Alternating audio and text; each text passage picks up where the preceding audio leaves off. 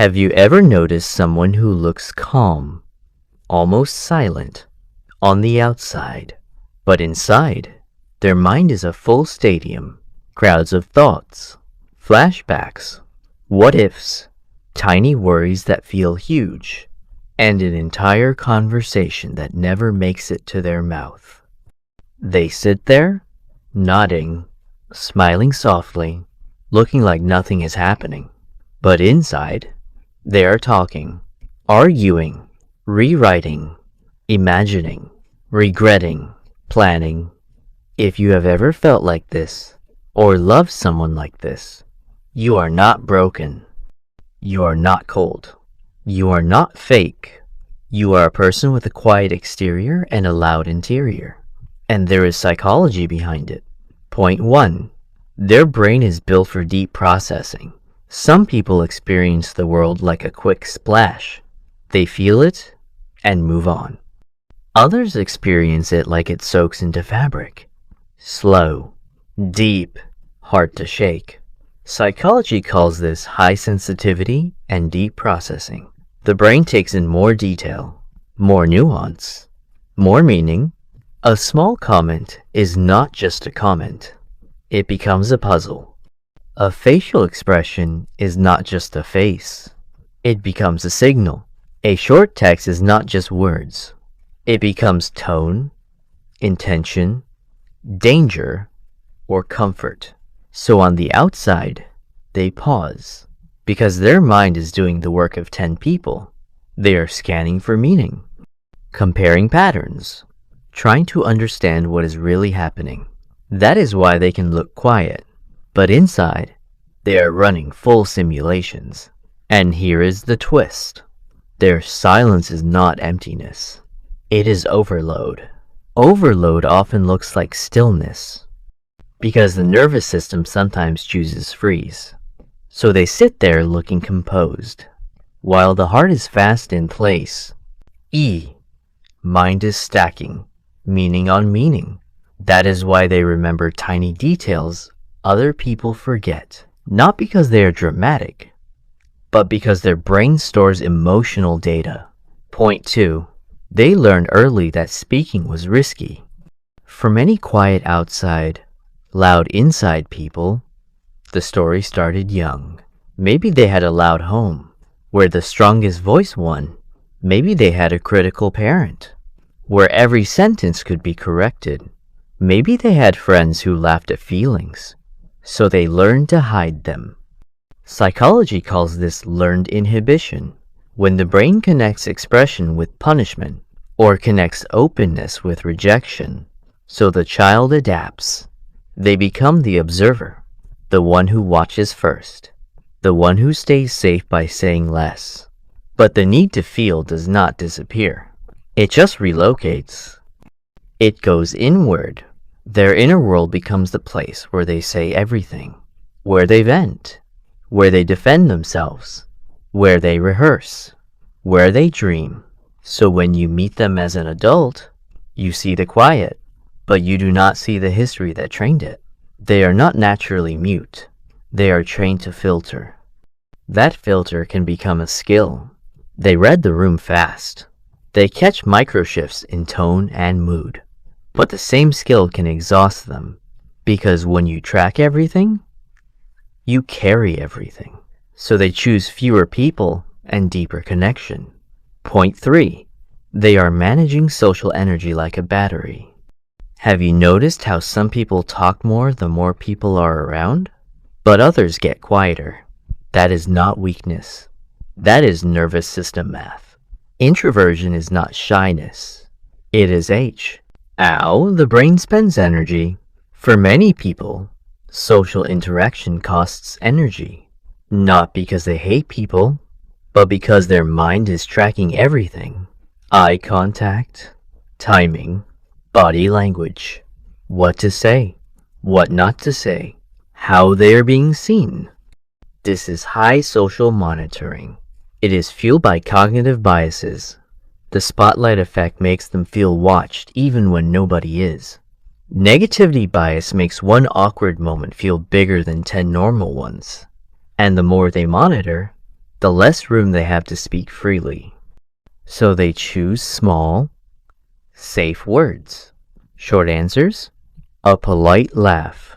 Meanwhile, inside, their mind is still loud because they are processing every moment in real time. Afterward, when they are alone, the loudness often gets louder because now the brain finally has space to replay everything it stored, to analyze, to fix, to make sense of the feelings it delayed. That is why quiet people can seem distant in groups, but become incredibly expressive in private, or in writing, or in late-night conversations with one trusted person. Point 4. Their inner voice is a protection system. A loud inner world is not always imagination. Sometimes it is defense. Many quiet outside people have an inner narrator that never stops, because it is trying to keep them safe. It predicts outcomes. It prepares responses. It searches for threats. It asks, what if they judge me? What if I sound stupid? What if I say too much? This is not drama. It is anxiety shaped into language. Cognitive psychology calls it anticipatory thinking.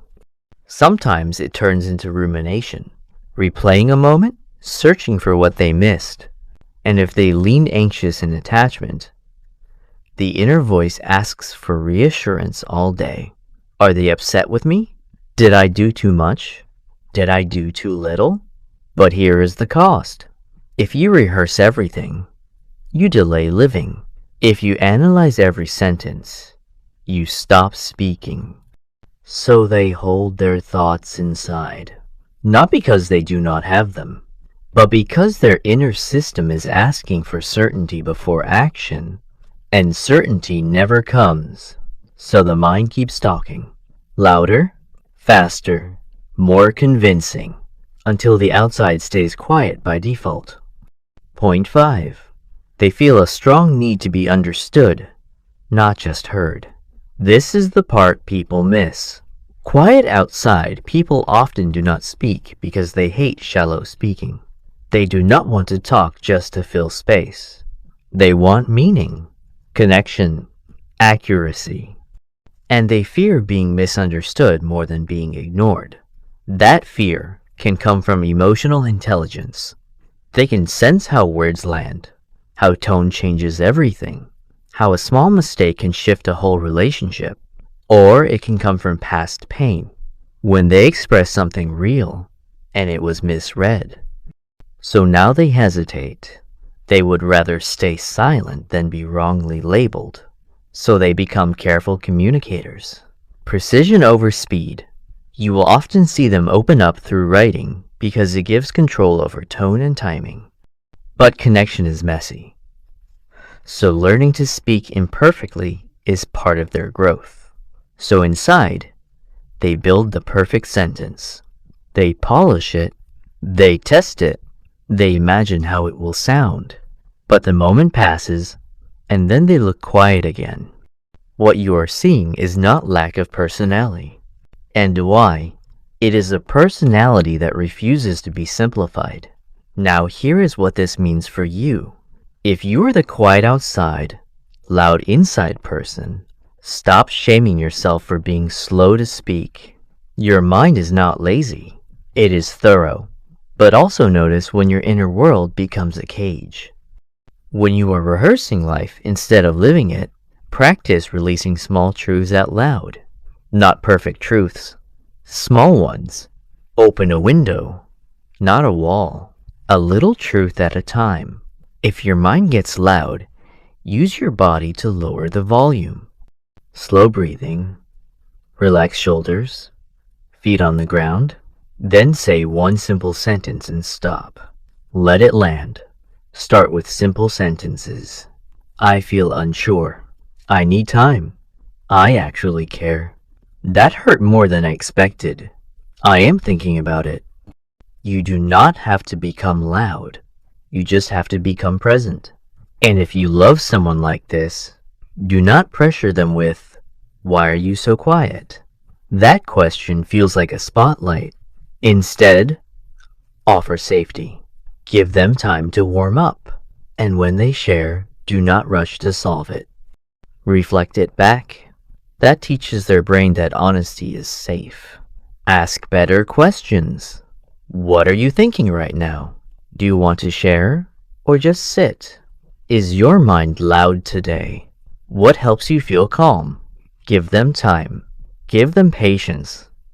Give them proof that honesty will not be punished.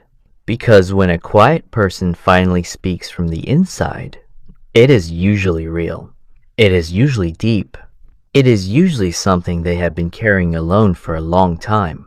So the next time you see someone quiet, do not assume they have nothing to say. Assume they have too much. And they are choosing carefully. Because for them, words are not cheap. Words are doors. Once opened, you cannot pretend you did not step through. So they wait until they feel safe enough to mean what they say. And that carefulness is a kind of quiet courage. If this video made you feel seen, or helped you understand someone you care about, stay with this channel. We decode human behavior without judging it. Subscribe if you want more psychology that feels personal. And share this with a person who is quiet in public but loud in their head. They might finally feel understood.